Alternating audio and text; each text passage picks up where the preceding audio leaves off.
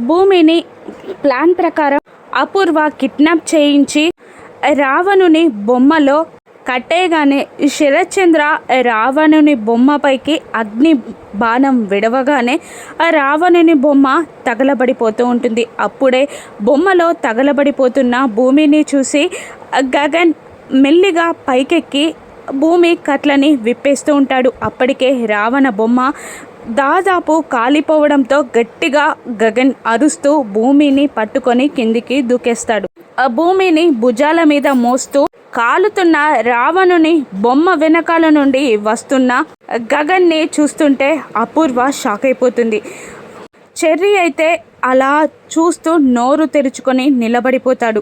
తన పాయింట్ కంటిన మంటలని తుడుచుకుంటూ గగన్ భూమిని భుజం మీద వేసుకొని అలా భూమిని రక్షించుకొని వస్తున్న గగన్ని చూస్తూ అందరూ చప్పట్లతో స్వాగతిస్తూ ఉంటారు. అపూర్వ మాత్రం తన ప్లాన్ ఫెయిల్ అయినందుకు కోపంతో రగిలిపోతూ ఉంటుంది. ఈ రోజుతో భూమి కథ ముగియనున్నది అనుకున్న అపూర్వకి ఎదురు దెబ్బ తగిలి భయంతో వణుకుతూ ఉంటుంది. ఇప్పుడు గగన్ ఏం చేస్తాడో అని. ఇప్పుడు గగన్ ఎలా రివెంజ్ తీర్చుకుంటాడో రాను ఎపిసోడ్స్లో చూద్దాం. Thank you for watching.